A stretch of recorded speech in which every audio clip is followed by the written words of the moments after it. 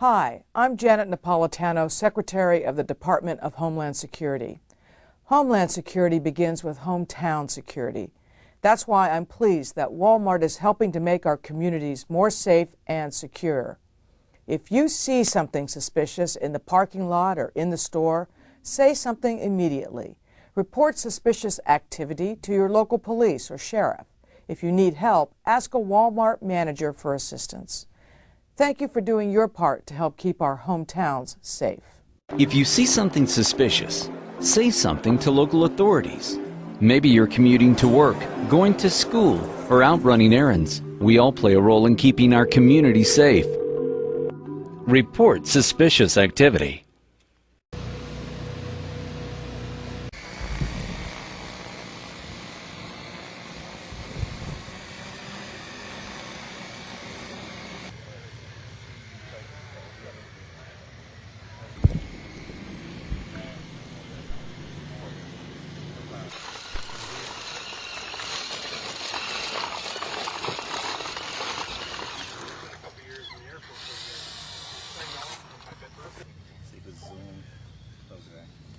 Yes, we have all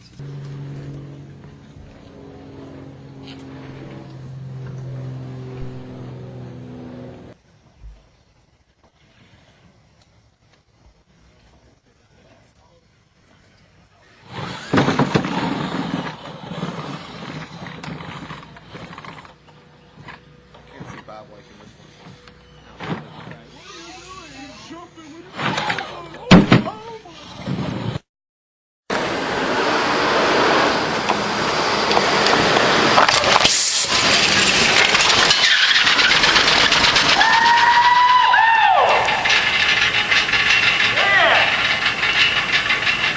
That's what I like.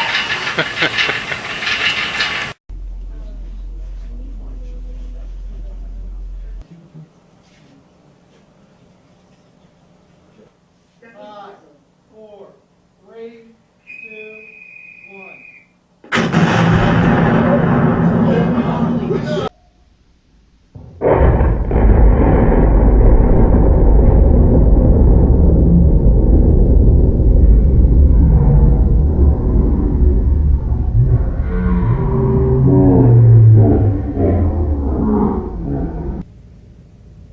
Did you guys go over that way?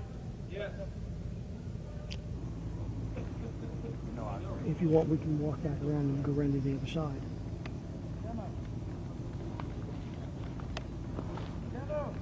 Yeah.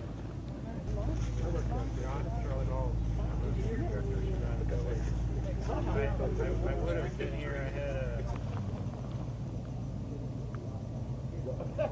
Operations from the fragmentation from the bomb.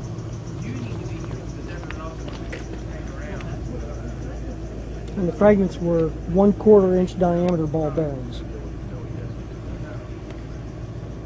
As you can see, there's not much left of the vehicle post-test, yet we are lucky in finding some of the devices fairly quickly, and we're looking forward to finding out whether the data survived the blast or not.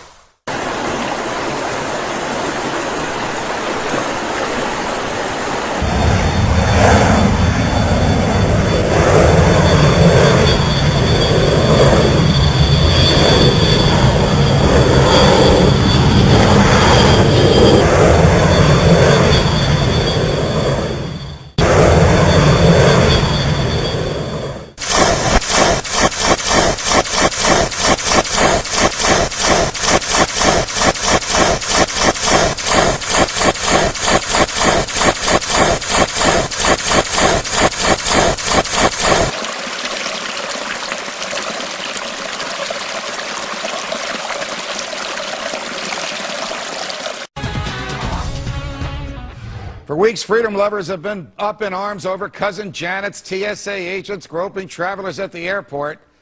By the way, she still has not agreed to appear on the show, but I'm getting off the topic a little bit. And in Philadelphia, the city of brotherly love, you don't need to go to the airport to have the government molest you.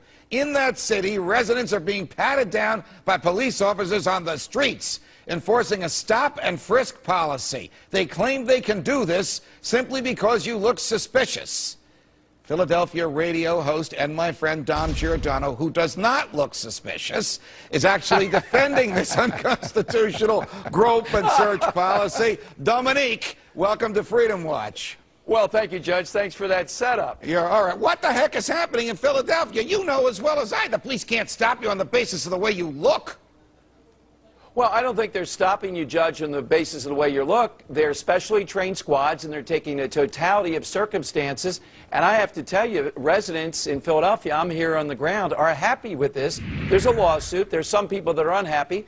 But people see this driving down crimes and driving down illegal gun carry. All right, well, it may be driving down crimes, but at what cost? Let's see. The total number of people stopped and frisked is about 250,000.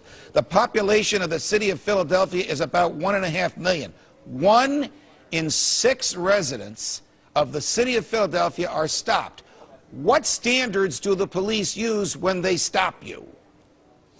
Well, as I understand it, Judge, we've had them on frequently. There's a specially trained squad. They're taking a look at a totality of circumstances. It could be something as simple as people holding their hands in their coat on a street corner, a gang gathered on a street corner. It could be people... Wait a minute. People standing on a street corner with their hands in their coat pockets. Yes. What is that? What is that suspicious of? Wait a minute, Judge. It's suspicious. If you have a guy standing in a certain way, police officers will tell you that that might be somebody, he's standing that way because he's holding a weapon. Well, wait a minute. The police have stopped 250,000 people. They've frisked 250,000 people. They've prosecuted 20,000. That's 8%. So 92% of the people they stopped were not committing any crime. Let me suggest that they're not doing their job and they don't know what the heck they're doing, that they're stopping people for reasons other than criminal activity. Wait a minute. First of all, Judge, they haven't stopped 250,000 separate people. People are being stopped multiple times. I don't know if that plays into your argument, because I don't really know anybody that's been stopped. The people that have been stopped or routinely stopped are the same kind of folks. And second of all, the 8% is not that low, I'm told by experts, when you look at crime statistics. And where you are, Judge, in New York, police do this all the time, and I think the 8% is within the realm of what is acceptable. But the Constitution requires articulable suspicion, meaning the police officer must have some observation, some evidence, some conclusion of a specific crime, not this guy looks suspicious, this guy's in a bad neighborhood. We'll turn into North Korea or East Germany if the people can stop you on a whim. You know that.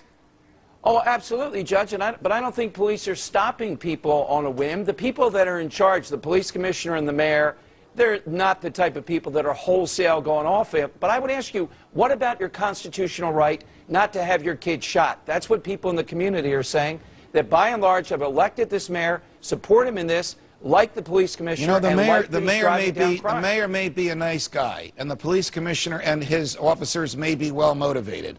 But there's something in this paradigm called the Constitution. And the Fourth Amendment says to the Constitution, guarantees us the right not to be stopped without evidence of crime. And the fact that only 8% of these people are being prosecuted is a pretty good indication that this is a wholesale stop and search unrelated to criminal activity. And why are 72% of those stopped black? Well, Judge, the experts would say that are doing this, that it's happening in high-crime neighborhoods, which unfortunately happen to be African-American. Here's the question they're posing in Philadelphia, though. Would you accept being stopped and searched maybe a couple of times a year versus having your kid shot? I know that doesn't fly here with loftier constitutional principles, maybe, but that's the reality in Philadelphia. That's what people are saying. And they're coming down on the side of saying this is not excessive. The most famous Philadelphian of all said those who would Not give Ben up Franklin. essential liberty in order to obtain a little temporary safety deserve neither liberty nor safety. But you're always safe and free on this show, Dominic. Thanks for joining us. Well, thank you. And I might add, Judge, that Ben Franklin didn't have to walk down 5th and Indiana in the middle of North Philly at midnight. You're such a sweetheart. I'll give you the last word. Thank you, New Judge. Federal Reserve details show Wall Street repeatedly tapped the Fed for money. But how many times? Trust. Do you trust the government?